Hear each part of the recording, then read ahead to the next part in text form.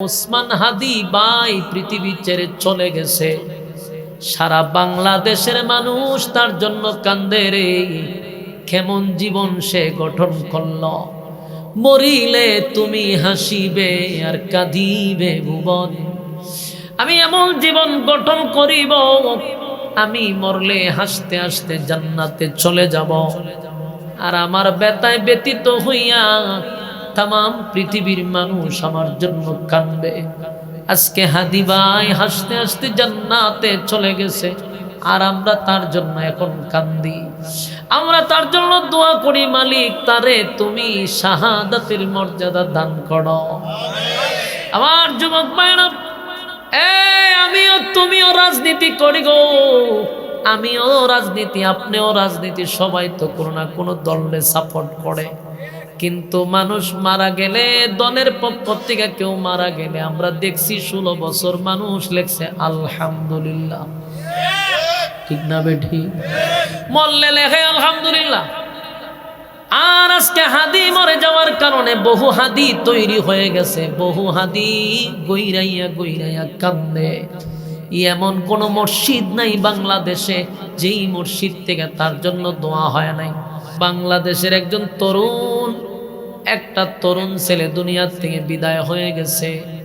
সে কিন্তু জুমার নামাজ পড়ে, পোস্টার হাতে নিয়ে তার প্রচারণায় লাগছে। জীবনও ভাবে না এটা আমার জীবনের শেষ জুমা। বলুন হাদি ভাই কি কোনোদিন ভাবতে পারছে এটা আমার জীবনের শেষ জুমা? জুমা পড়ে সুন্দর করে ফেসবুকে আবার পোস্ট করছে, জুম্মা মুবারক। জুমার নামাজ আদায় করিয়া হাসি খুশি মুখটা নিয়ে মানুষের সামনে দাঁড়াইছে। কল্পনা করে নাই এক শুক্রবার তার মাথায় গুলি করা হয়, আরেক শুক্রবার তার জানাজা পড়া হয়। এটাই হলো দুনিয়া, এটাই হলো দুনিয়া। আজকে বহু মানুষ রাস্তাঘাটে ঘোরাঘুরি করতেছে, বহু মানুষ আড্ডায় ব্যস্ত আছে, আর কিছু মানুষ এখানে বসে আছে। যদি আমাদের জীবনের শেষ মাহফিল হয় রে, তাহলে যারা বসলো তারা সাকসেস, যারা বসতে পারলো না তাদের আফসোসের শেষ নাই। ঠিক নেই? আমার যুবক ভাইরা, মৃত্যু কাউকে জিজ্ঞাসা করে আসে না, প্রত্যেকের ব্যক্তিগত কিয়ামত হয়। কেউ পৃথিবীতে থাকবে না, কিন্তু থাকবো না এটা সত্য। কিন্তু এমন একটা জীবন আপনি আমাকে গঠন করতে হবে, মরিলে যেন আমি হাসি, পৃথিবীর মানুষ যেন আমার জন্য কান্দে। ঠিক নেই? আজকে গোটা বাংলাদেশের দিকে তাকান, একটা ছেলে দুনিয়ার থেকে বিদায় হয়ে গেল। ওসমান হাদি ভাই পৃথিবী ছেড়ে চলে গেছে। সারা বাংলাদেশের মানুষ তার জন্য কান্দে রে। কেমন জীবন সে গঠন করল, মরিলে তুমি হাসিবে আর কাঁদিবে ভুবন। আমি এমন জীবন গঠন করিব, আমি মরলে হাসতে হাসতে জান্নাতে চলে যাব। আর আমার ব্যথায় ব্যতীত হইয়া তাম পৃথিবীর মানুষ আমার জন্য কাঁদবে। আজকে হাদি ভাই হাসতে হাসতে জান্নাতে চলে গেছে, আর আমরা তার জন্য এখন কান্দি। আমরা তার জন্য দোয়া করি, মালিক তারে তুমি শাহাদাতের মর্যাদা দান করো। আমার যুবক ভাইরা, আমিও তুমিও রাজনীতি করি গো, আমিও রাজনীতি, আপনিও রাজনীতি, সবাই তো কোনো না কোনো দলে সাপোর্ট করে। কিন্তু মানুষ মারা গেলে, দলের পক্ষ থেকে কেউ মারা গেলে আমরা দেখছি 16 বছর মানুষ লেখছে আলহামদুলিল্লাহ। ঠিক না বেঠি? মরলে লেখে আলহামদুলিল্লাহ। আর আজকে হাদি মরে যাওয়ার কারণে বহু হাদি তৈরি হয়ে গেছে, বহু হাদি গইরাইয়া গইরাইয়া কান্দে। এমন কোন মসজিদ নাই বাংলাদেশে যেই মসজিদ থেকে তার জন্য দোয়া হয় নাই। দুই একটা মাজারপন্থী ওই সমস্ত মসজিদ গুলার থেকে হয়তোবা দোয়া হয় নাই। যারা শিরিক বেদাত নিয়ে ব্যস্ত থাকে হয়তোবা তাদের মসজিদ থেকে দোয়া হয় নাই, কারণ এই পর্যন্ত তাদের কোনো ভূমিকা আমরা দেখি নাই। এই নষ্ট বস্তুটি ছাড়া গাজাকুর আর শিরিক গাঞ্জাকুর আর মাজারপন্থী যারা আছে, এরা বাদে বাংলাদেশের প্রত্যেকটা মসজিদ থেকে দোয়া হয়েছে। শুধু এই সমস্ত মাজার পূজারীরা হাদির ব্যথায় ব্যতীত না, ব্যথায় ব্যতীত না। আমরা ব্যতীত মর্মাহত, কলিজা ফেটে মনে হয় যে কান্না শুরু করি। আল্লাহ তাআলা অল্প সময়ে গোটা বাংলাদেশে সে বিপ্লব ঘটায় চলে গেছে। একজন হাদি বাংলাদেশ থেকে চলে গেল, লক্ষ হাদি জমিনে তৈরি করে গেল। হাদিরা মরে না, হাদিরা তৈরি করে যায়। আমি তো নিয়ত করছি এবং মানুষকেও বলি, যাদের সন্তান আসবে নবজাতক শিশুর নাম রাখবেন উসমান হাদি। কতক্ষণ ঠিক? আগামী প্রজন্মের প্রত্যেকটা ঘরে ঘরে যারা সন্তান হবে, ছেলে সন্তান হবে, প্রত্যেকের নাম রাখবেন উসমান হাদি। আগামী প্রজন্ম যেন বুঝতে পারে একজন হাদি লক্ষ হাদি তৈরি করে গেছে। ঠিক না বে ঠিক? এমন জীবন গঠন করো, মরিলে হাসিবে তুমি, কাঁদিবে বোবা। এমন জীবন গঠন করে না তুমি মরলে মানুষ হাসে আলহামদুলিল্লাহ। কুত্তা বিলায়ও মরে, তুমিও মরলা। তাহলে আল্লাহ মানুষ সৃষ্টির শ্রেষ্ঠ বানাইলো কেন? কেন বানাইলো? আমি এমন জীবন গঠন করব না যে আমি মরলে মানুষ যেন হাসে না। আমি সৃষ্টির শ্রেষ্ঠ। কোন কোন সাহাবীদের মরণের পরে আরশ পর্যন্ত কাঁপছে। ইক্তাজ্জা আরশুর রহমান, আরশ পর্যন্ত কাঁদছে, আরশ কেঁপে উঠছে সাহাবীদের ইন্তেকালে। এরা এমন জীবন গঠন করছে। আমি আমার এই প্রজন্মের মধ্যে শুধু একজনকেই দেখলাম, এটা হলো উসমান হাদি। আমার এই বয়সে আমি ওনাকে দেখলাম। অল্প বয়স, আমাদের চিকা হয়তো বা 1-1.5 বছরের বড় হইতে পারে, ঠিক না? বড় হইতে 1-1.5 বছরের, অথবা ছোট হইতে পারে, কোন জানে। কিন্তু বলেন, এই একটা ছোট্ট ছেলে, একবারে অল্প বয়সের ছেলের জন্য সারা বাংলাদেশের মানুষ কাঁদে, সারা মসজিদ মিম্বর থেকে মানুষ কাঁদে। সুবহানাল্লাহ। এটা সাধারণ কথা না। এমন জীবন গঠন করে গেছে, আজকে মানুষ তার জন্য কাঁদে। তা আমিও আপনিও এমন জীবন গঠন করতে হবে, ঠিক না বেটি? ওয়া মাওলানা মুহাম্মাদান আবদুল্লাহি ওয়া রাসূলুহু أرسله بالحق بشيرا ونذيرا وداعيا إلى الله بإذنه وسراجا منيرا. أما بعد فأعوذ بالله من الشيطان الرجيم.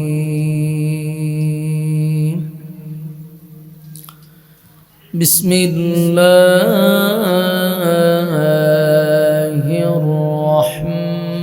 الرحمن الرحيم. إذا زلزلت الأرض زلزالها وأخرجت الأرض أثقالها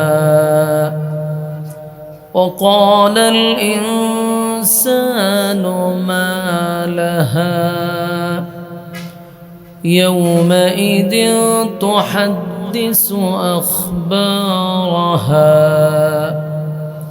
بأن ربك أوحى لها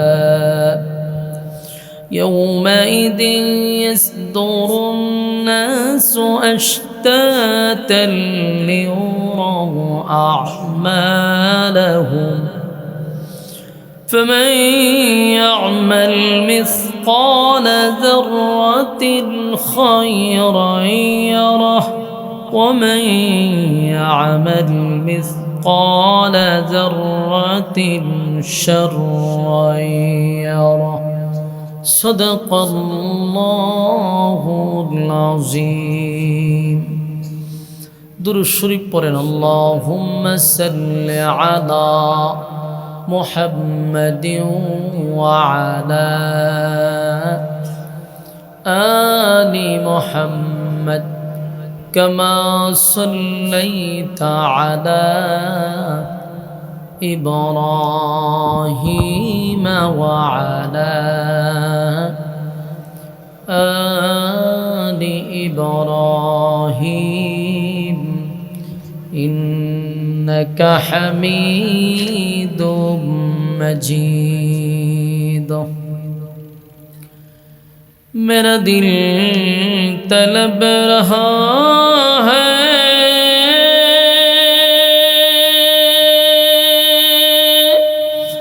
मेरे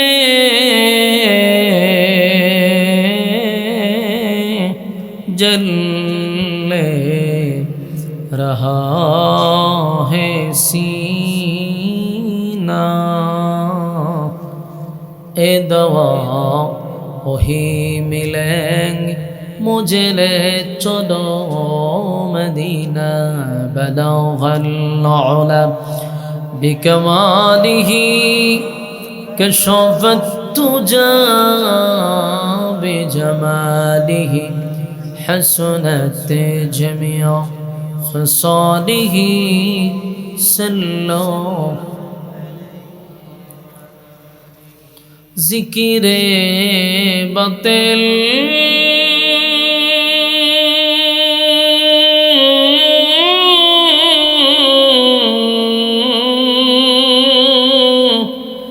खो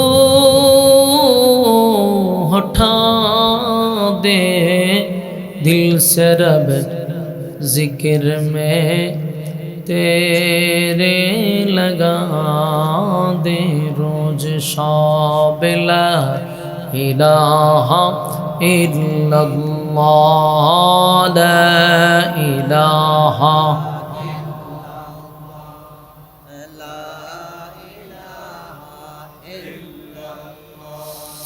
لا إله إلا الله لا إله لا إله إلا الله محمد رسول الله صلى الله عليه وسلم আলহামদুলিল্লাহ আয়োজিত আজকের এই কুমিল্লা জেলার অন্তর্গত কংসনগর বাজার পশ্চিম সিংহ প্রবাসীদের উদ্যোগে আয়োজিত আজকের এই ঐতিহাসিক তাফসীরুল কোরআন মাহফিলের সম্মানিত যিনি সভাপতি, আজকের মাহফিলের যিনি প্রধান অতিথি জনাব হাজী জসিম উদ্দিন জসিম সাহেব, আজকের মাহফিলের প্রধান আকর্ষণ ডক্টর মোবারক হুসাইন সাহেব, আজকের মাহফিলের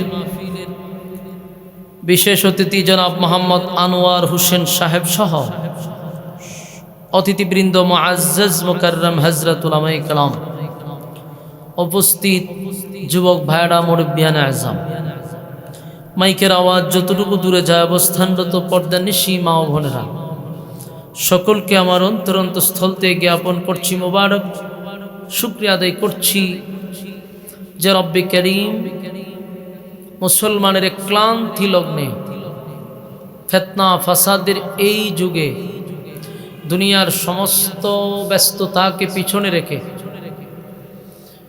দিনই একটা মজলিসে আলেমদের সহবতে ঠান্ডার মধ্যে নরমাল বিছানাতে আসার এবং বসার যে সুযোগটুকু রব্বে করিম আমাদেরকে করে দিয়েছেন, শুকরিয়া আদায় করছি আলহামদুলিল্লাহ। লক্ষ কোটি দুরুদ এবং সালাম আল্লাহর সৃষ্টির প্রধান আকর্ষণ জনাবে মুহাম্মদুর রাসূলুল্লাহ সাল্লাল্লাহু আলাইহি ওয়াসাল্লামের উপর। সম্মানিত সুধী, রাস্তাঘাটে দুগান পাটে আনাচে কানাচে যে যেখানে আছেন, বিনয়ের সাথে বলবো প্যান্ডেলের ভিতরে চলে আসেন। হায়াত যদি আগামীকাল পর্যন্ত থাকে আর বেঁচে থাকি, তাহলে রাস্তাঘাটে দাঁড়িয়ে গল্প করার সুযোগ হয়তো বা পাবো। বেঁচে থাকলে গল্প করার সুযোগ থাকতে পারে, বেঁচে থাকলে সময় অপচয় করার সুযোগ আপনার হাতে হয়তো বা থাকতে পারে।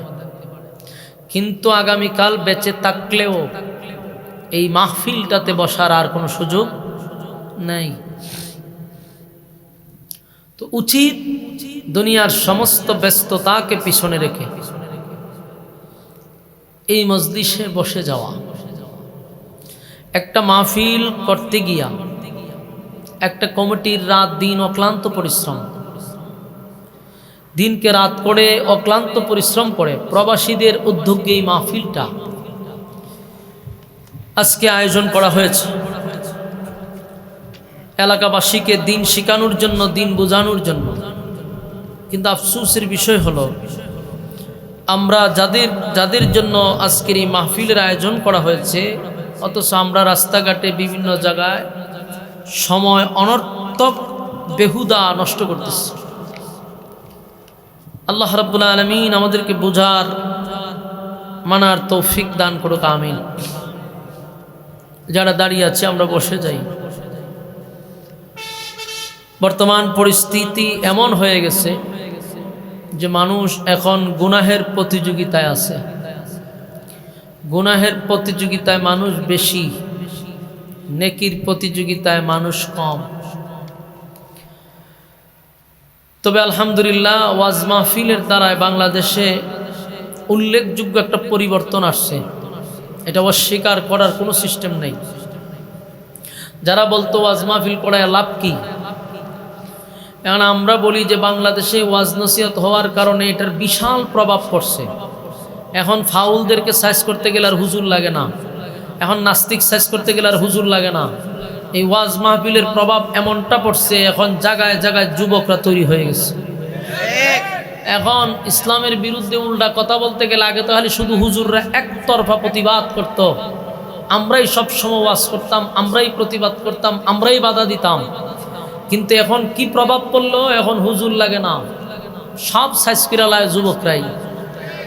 গতকালকে দেখলাম নবীর বিরুদ্ধে কটূক্তি করার কারণে আলেম লাগে নাই, সাধারণ পাবলিক জাগা মতো সাইজ করে দিছে। তো এইটা হলো ওয়াজ মাহফিলের একটা প্রভাব। ছোটবেলায় দেখতাম মানুষের মোবাইলে থাকতো হিন্দি গান, 300 গানের মধ্যে 400 গানই থাকতো হিন্দি। 400 গান যদি হিন্দি থাকতো, 300 গান থাকতো হিন্দি, 100 থাকতো বাংলা। মানুষ গানে মুগ্ধ ছিল, যাত্রা পালায় যাইতো, বিভিন্নভাবে বাউলদের গান শুনে শুনে মানুষ পথভ্রষ্ট হয়েছিল। ওয়াজ মাহফিলের প্রভাব এমন বাড়ছে, আর সোশ্যাল মিডিয়ার মাধ্যমে প্রত্যেকের ঘরে ঘরে ওয়াজ চলে, পকেটে পকেটে ওয়াজ আছে। এখন আমি কসম করে বললো কাফারা দিতে হবে না, যুবকদের মোবাইলে গান পাওয়া যায় না, এখন ওয়াজ পাওয়া যায়। আপনারা ঠিক কইলো ঠিক, না কইলো ঠিক। যদি ঠিক কইতে কষ্ট হয় তাহলে অসুবিধা না, আপনাদের এলাকার কথা বলতেছি না। আপনাদের এলাকায় গান থাকতে পারে, আমাদের এলাকায় যুবকদের মোবাইলে মোবাইলে ওয়াজ আছে। তো এগুলার মাধ্যমে কি হইল, দেশের বিশাল একটা পরিবর্তন হয়েছে। এখন ইসলাম কথা কেন না, আশাশি করেন কেন, ভেটকায়েন না, ওয়াজ মাহফিলও বলছেন হাসবার লাগে না, মনোযোগ দিয়ে শুনেন। কথাগুলি বাস্তবতা। আপনি দেখেন আজকে যত জায়গায় প্রতিবাদ হচ্ছে, সব জায়গায় ওনার হুজুর যেমন লাগে। হুজুররা আলহামদুলিল্লাহ যুবক তৈরি করে বলাইছে।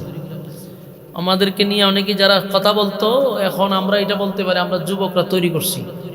এখন আমাদের কিছু করা লাগে না, সাইজ করার জন্য আমাদের যাওয়া লাগে না।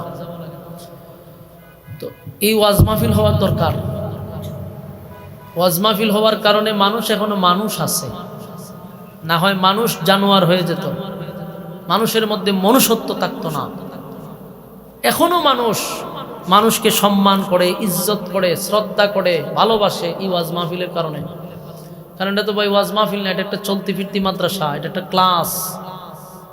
এখান থেকে মানুষ কোরআনের কথা শুনে ইমানের জজবা তৈরি হয়, ইসলামের প্রতি আগ্রহ তৈরি হয়। কিন্তু মাঝে মধ্যে আপনাদের এই কুমিল্লার এই অঞ্চলটাতেই শুধু আমার এই দৃশ্যটা দেখতে হয়। আমি মানুষটা ছোট, আপনাদের দোয়ার বরকতে তার দেশ বাহি নাই। 64 জেলার এমন কোনো জেলা নাই যেখানে আমি যাই নাই। আর শুধু বাংলাদেশ না, দেশের বাহিরেও ওয়াজ করবার লেনে মানুষ, শুধু বাংলাদেশে সীমাবদ্ধ না, বিভিন্ন দেশে যাই ওয়াজ করবার লেনে। কিন্তু এই কুমিল্লার এই সাইডটা মানে দেবিদ্বারের পর থেকে ক্যান্টনমেন্ট এই সাইডটা, এই জায়গা দাইলে আমার এই দৃশ্যটা দেখলাম আমার নিজের আশ্চর্য লাগে যে 10 বছর ধরে ওয়াজ করি, জীবনের প্রথম শুরুতে যেরকম অবস্থা ছিল এই আপনার কংসনগরায় আমার এই অবস্থাটা দেখতে হইল।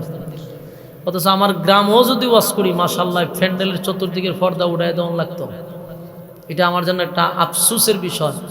সুদূর হবিগঞ্জ থেকে আমি আসলাম কোথায়, কংসনগর কুমিল্লা, আইসা আমার এই দৃশ্যটা দেখতে হইল। এটা একটা বক্তার জন্য কষ্ট লাগার কথা। তবে এই দৃশ্যটা সব জায়গায় না, শুধু আপনাদের এই জায়গাটাতেই। তার মানে কি, ওয়াজ মাহফিলের চেয়ে গানের মঞ্চগুলো আপনাদের এলাকায় বেশি না ওয়াজ মাহফিল বেশি? ওয়াজ মাহফিল বেশি হলে তার প্রভাব পড়ার কথা, কিন্তু প্রভাব খুব কম। আল্লাহ আমাদের হেদায়েত দান করুক, আমিন। গুনাহের প্রতিযোগিতা চলছে, আর রাসূল সাল্লাল্লাহু আলাইহি সাল্লাম বলেন ভালো কাজের লোক কম থাকে। কেন? 1000-এর মধ্যে 999 জন জাহান্নামী, একজন হবে জান্নাতি। জান্নাতীর সংখ্যা বেশি না কম? কম। আর জাহান্নামীর সংখ্যা বেশি। তো মানুষ যেখানে গুনাহ সেখানে বেশি যাবে, যেখানে নেকি এখানে কম যাবে, কারণ জান্নাতীর সংখ্যাই তো কম, তো মানুষ তো কমই হওয়ার কথা। যারা বসছেন মোনাজাত পর্যন্ত তাহার নিয়ত আছে ইনশাআল্লাহ। আমরা ধৈর্যের সাথে কথাগুলি শ্রবণ করব ইনশাআল্লাহ। সম্মানিত সুদীপ, দেশের পরিস্থিতিও খুব ভয়াবহ। আমাদের এখন দোয়া করার দরকার দেশের জন্য। আল্লাহ তাআলা যেন দেশকে ষড়যন্ত্রের হাত থেকে হেফাজত করে, আমিন। ভয়াবহ একটা পরিস্থিতির মধ্যে আমরা আছি, মুসলমানের একটা ক্লান্তি লগ্নে আমরা আছি।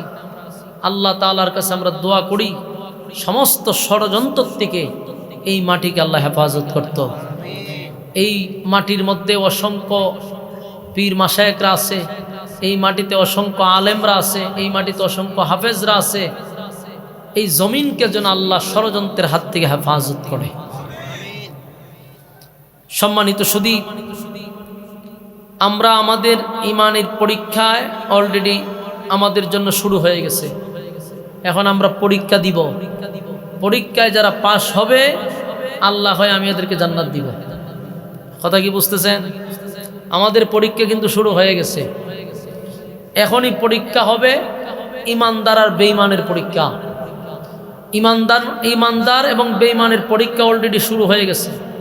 ইমানের জন্য, ইসলামের জন্য যদি জীবন দিয়ে আমাদের ইমান রক্ষা করতে হয় আমরা রক্ষা করব, কিন্তু কোনো রামবামের কাছে মাথা নত করব না, কোনো রামবামদের চোখ রাঙানি আমরা তাকাবো না। কারণ এদেশ এটা ইসলামের দেশ। এদেশের প্রতিটা মসজিদে মসজিদে আল্লাহু আকবারের ধ্বনি আসে। এই দেশের প্রতিটা ফজরের আগে 1 ঘন্টা আগ থেকে প্রতিটা মাদ্রাসায় কোরআনের তেলাওয়াত চলে। সুতরাং এই জমিনে আমরা মাথা নত করে গোলামি করব না। আল্লাহর দিন, আল্লাহর জমিন আমরা কায়েম করব। বাধা যদি আসে বাধার মোকাবেলাও করব। আর এরকম যুবকরা এখন তৈরি হয়ে গেছে, ঠিক না? ঠিক, যুবক তৈরি হয়ে গেছে। বাংলাদেশের মানুষ এখনো বুঝতে পারেন নাই, এদেশে অসংখ্য যুবকরা ইমানের জন্য জীবন দিতে প্রস্তুত। শুধু আপনারা এদেরকে সাপোর্ট করবেন যেন আগামী প্রজন্ম কোনোভাবেই কোনো রামের কাছে, কোনো বামের কাছে মাথা নত না করে। আল্লাহ বলেন যখন সমাজে গুনাহ বেড়ে যায়, সমাজে পাপাচার বেড়ে যায়, আল্লাহ কয় তখন আমি জমিনের মধ্যে একটা জাকুনি দেই। যেমন আমি আপনাদের সামনে একটা সূরা পড়ছি, সূরাটার নাম হইল সূরা জিলজাল, কিন্তু এর অর্থ, বাংলা অর্থ হইল ভূমিকম্প। বলুন বাংলা অর্থ কি? ভূমিকম্প। তো আল্লাহ ভূমিকম্প নামক একটা সূরা নাজিল করছে। কেন? জমিনে একটা ভূমিকম্প হবে। বলুন জমিনে একটা ভূমিকম্প। তবে বড় ভূমিকম্পের আগে ছোট ছোট ভূমিকম্প হবে। কথা কি বুঝতেছেন? এই বাচ্চাগুলা কথা বলতেছে, ভাই আমার তো সবচেয়ে বিরক্ত লাগে কথা বলতে। এক জায়গায় সব গুড়াগাড়া নিয়ে বয়াইতেছে। আপনার এই বাচ্চা কাচ্চার এক কানে তো নিডি বইবে সব কথা কয়, কথাগুলো তো মন জায়গা ধ্যান খেয়াল লইরা জায়গা, মনোযোগ দেন। সূরার নাম হলো সূরা জিলজাল, এর বাংলা অর্থ ভূমিকম্প। আমরা সবাই জানি ভূমিকম্প একটা হবে, তবে এখন যেটা হচ্ছে এগুলা ওই বড় ভূমিকম্পের আগে ছোট ছোট ভূমিকম্প দিয়া আল্লাহ একটা সতর্ক জারি করছে যে বড় যে একটা ভূমিকম্প হবে এর আগে আমি ছোট ছোট ভূমিকম্প দিই, আর ছোট ছোট ভূমিকম্প থেকে তোমাদেরকে সতর্ক করি। কারণ জমিনের তখনই ভূমিকম্প হয় যখন জমিনের মধ্যে গুনাহের প্রতিযোগিতা হয়। গুনাহ বেড়ে গেলে আল্লাহ জমিনে ঝাঁকুনি দেয়। আমাদেরকে কয়েকদিন আগেও ভূমিকম্প দিয়ে আল্লাহ একটা সতর্ক দিছে, এরপর আমরা থামতেছি না। আমরা গুম খুন হত্যা পাপাচার জেনা বেবিচার আমরা করতেই আছি। সামনে যে কত বড় ভূমিকম্প আছে আল্লাহ ভালো জানে। ভয়াবহ একটা পরিস্থিতি আমাদের সামনে আসবে, আর এগুলো যাওই আসবে সবগুলোই স্যাম্পল। আর বড় ভূমিকম্প যেটা আসবে আল্লাহ বলেন সেটা হবে একটা বাঁশির মাধ্যমে। অনুফিখা ফিস সূর, আরবিতে এটাকে সুর বলা হয়, আমরা এমনি সিঙ্গা বলি। এই সিঙ্গার মাধ্যমে বড় ভূমিকম্প শুরু হবে, যেটাকে আমরা বলি কিয়ামত। মানে সেটাকে কি বলি? কিয়ামত দুই প্রকার। বলুন কিয়ামত কয় প্রকার? একটা কিয়ামতে সুগরা, একটা কিয়ামতে কুবরা। একটা ছোট কিয়ামত, একটা বড় কিয়ামত। ছোট যে কিয়ামত এটাকে বলা হয় ব্যক্তিগত কিয়ামত। যার যার কিয়ামত, প্রত্যেকটা মানুষের একটা করে কিয়ামত আছে। মাতা ফাকাত কামাত কিয়ামতুহু, যে যখন মারা যায় তার কিয়ামত তখন শুরু হয়। প্রতিটা মানুষের একটা ব্যক্তিগত কিয়ামত আছে। বড় কিয়ামত তো হবে যেটা, এটা হলো সমষ্টিগত কিয়ামত, যেই কিয়ামতের মাধ্যমে বিশ্ব পরিস্থিতির পরিসমাপ্তি আল্লাহ ঘটায়া দিবে। কিন্তু এর আগে যে আমার কিয়ামত হবে, আপনার কিয়ামত হবে, এটাও কিন্তু সাধারণ না। প্রত্যেকটা মানুষের একটা কিয়ামত হবে। আমি যদি এখন স্টেজে মারা যাই তা আমার কিয়ামতটাই চেয়ার থেকে শুরু হবে। সমষ্টিগত কিয়ামত হইলে বাঁশি বাজাইলে যেমন জমিনের মধ্যে একটা ভূমিকম্প শুরু হবে, জমিনে জালজালা হবে, ঠিক তেমনি ভাবে আমার রুহু, আপনার রুহু যখন বাহির করা হবে, ঠিক আমার শরীরে একটা ভূমিকম্প হবে। এই জন্য এটাকে বলা হয় ছোট কিয়ামত। আমার শরীরে একটা ভূমিকম্প হবে, ভয়াবহ অবস্থা শুরু হবে মৃত্যুর সময়। মালাকুল মউত আজরাইল যখন মানুষের রুহু নিতে আসে, নেককার হলে তো বদগার হলেও আমি হন নেককার হন বদগার, মৃত্যুর যন্ত্রণা আপনাকে সহ্য করতেই হবে। মৃত্যুর যন্ত্রণা সবাই ভোগ করতে হবে। আপনি নেককার হন আর বদগার হন, কিন্তু যন্ত্রণা আপনি সহ্য করতেই হবে, কাউকে ছাড় দেওয়া হবে না। মৃত্যুর যন্ত্রণার থেকে রেহাই পাবে না কেন? রাসূল আরবি সাল্লাল্লাহু আলাইহি সাল্লামের উপর যখন মালাকুল মউত আজরাইল আসছে নবীর পাশে, পৃথিবীর কারো রুহু নিতে গেলে তার অনুমতি লাগে না। কথা হয় না? অনুমতি লাগে? কারো রুহু নিতে, মালাকুল মউত আজরাইলের রুহু নিতে অনুমতি লাগে না। কিন্তু আমার রাসূলের কাছ থেকে অনুমতি চাইছে। আপনাদের এলাকায় যদি সুবহানাল্লাহ তাহে তো কইতে পারেন। আপনার এলাকা সুবহানাল্লাহ কি ঠাডা পড়লে আপনার উপরে সুবহানাল্লাহ কন? কোন সময় আমি তো জানি না, হইতো তো পারে যে এলাকায় ঠাডা পড়লে সুবহানাল্লাহ কই। তাহলে এই জায়গা সুবহানাল্লাহ নাই তো সুবহানাল্লাহ কইবেন কোন জায়গা?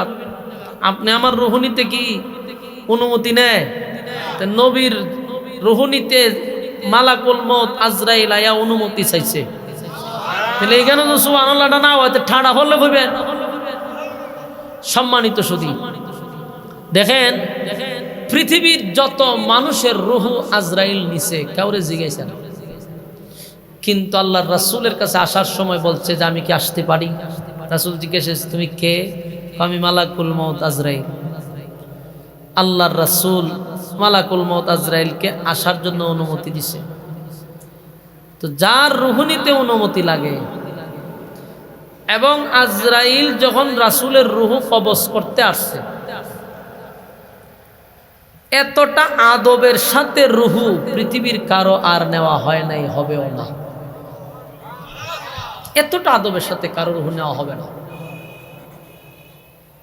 যখন মালাকুল মউত আজরাইল রাসূলের সিনার উপরে হাত রাখছে, আল্লাহর রাসূল বলছে, রে মালাকুল মউত, আমার বুকের উপরে কি রাখছো? বলে হুজুর আমার হাত রাখছি।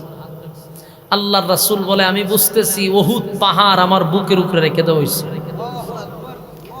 আমি শুধু এতটুকুই বলতে চাই, আল্লাহর পরে যার সম্মান আর মর্যাদা, সমস্ত নবী কুলের যিনি সম্রাট, যার রুহুনিতে আল্লাহর ফেরেশতা অনুমতি চায়, সেই ফেরেশতা হাত রাখার পরে রাসূল বলে উহুদ পাহাড় আমার বুকে রাখছে।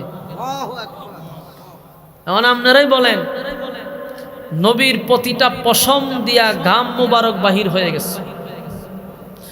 আম্মা জান আয়েশা বলেন রাসূল এক সময় পা এইভাবে সোজা করে আরেকবার পা এইভাবে নেয়, হাতগুলি একবার এইভাবে দেয় আর একবার একসাথে এইভাবে আনে।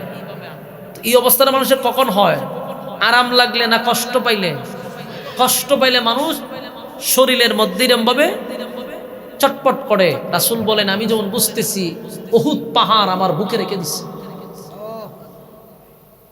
আল্লাহর নবী এক পর্যায়ে আজরাইল বলে, আজরাইল এই যদি হয় অবস্থা, তাহলে আমার উম্মতের অবস্থা কি হবে?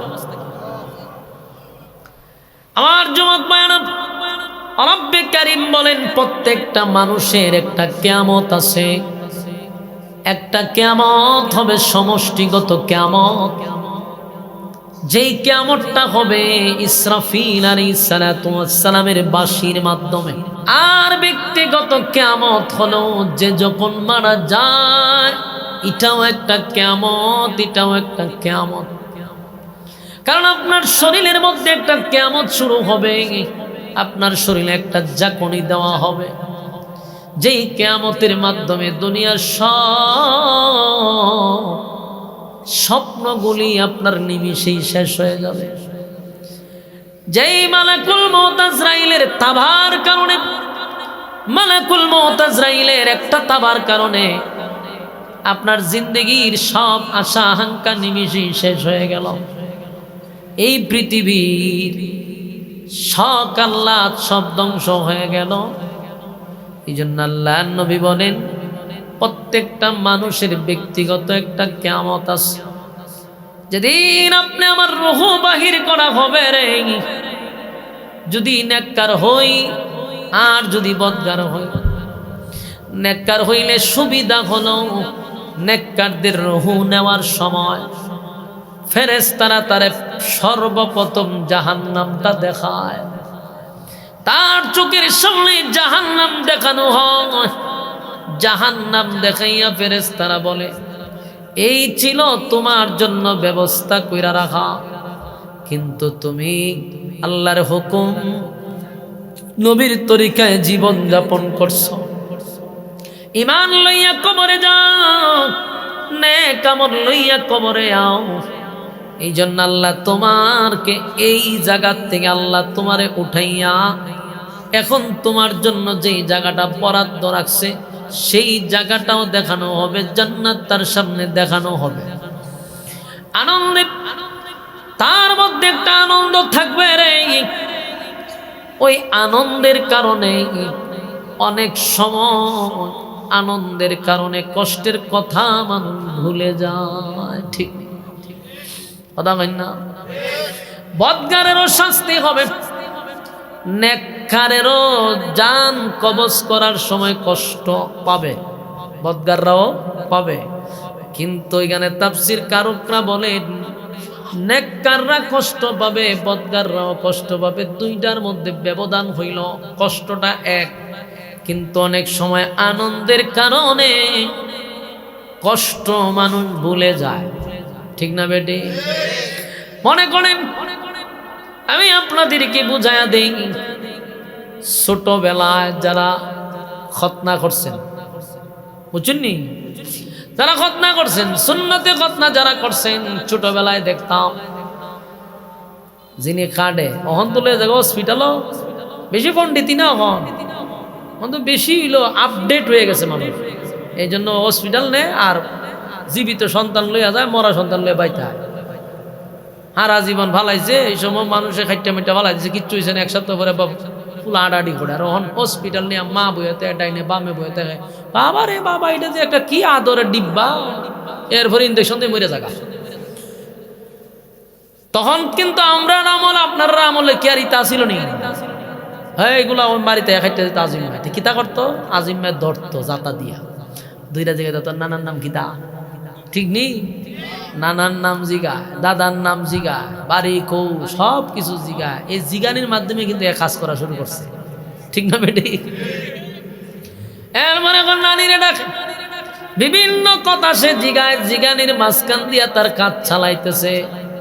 এরপরে কালেমা পড়ায়, ঠিক ঠিক পড়াইয়া কইরা বাস মিষ্টি করে মিষ্টি কই মিষ্টি মিষ্টি মগজ দিয়ে টাস করে হাঁটে ফেলাইতেছে।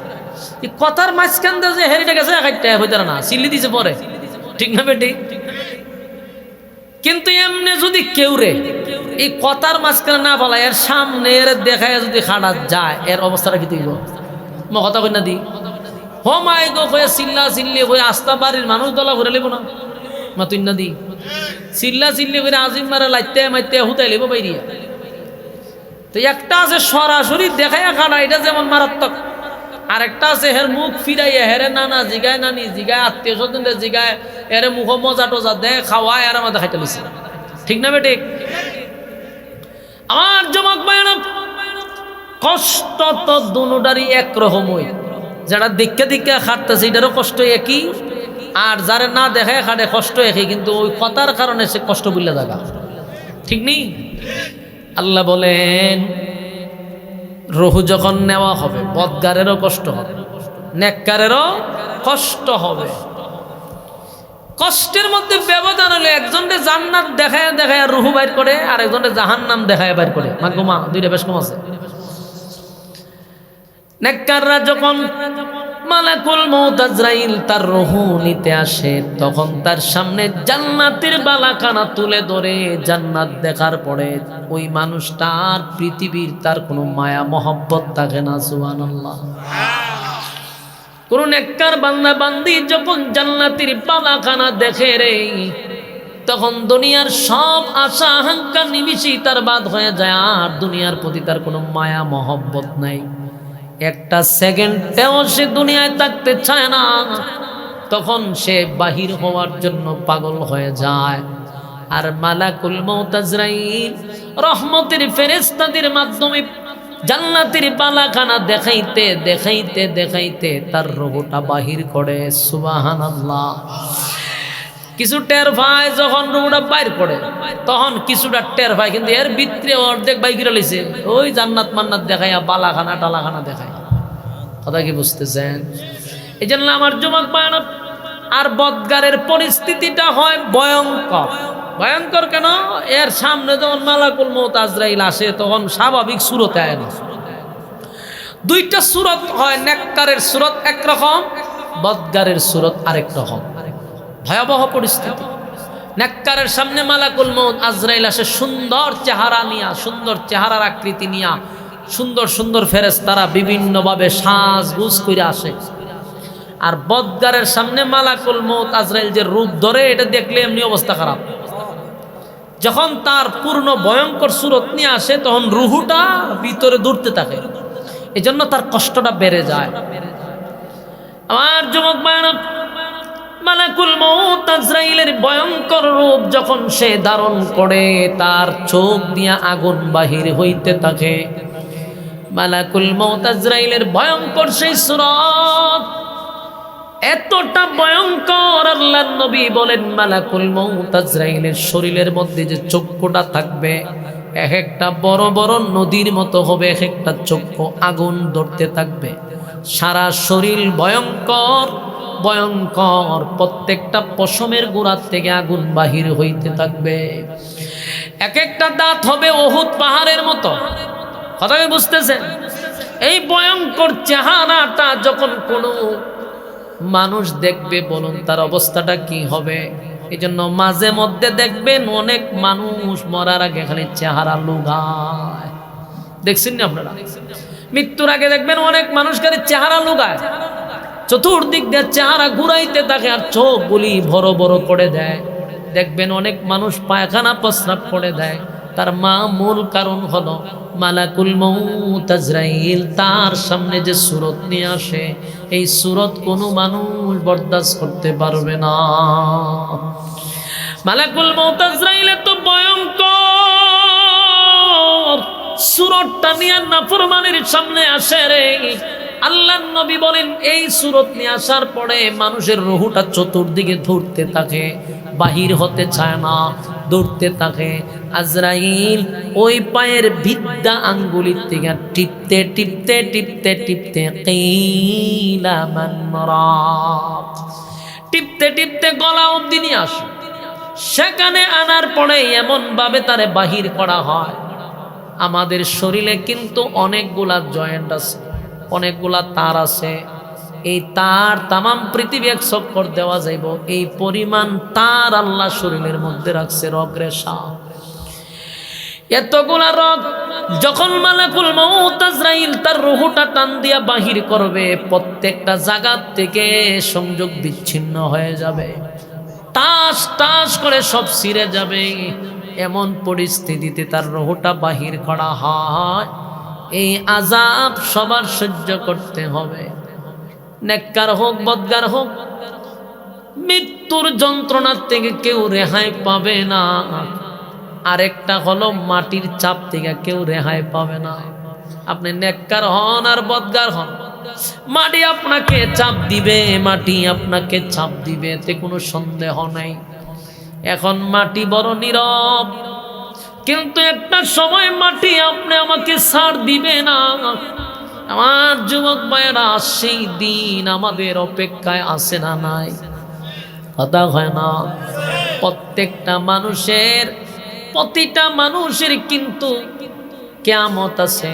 এটা হইল যার যার কিয়ামত, ব্যক্তিগত কিয়ামত।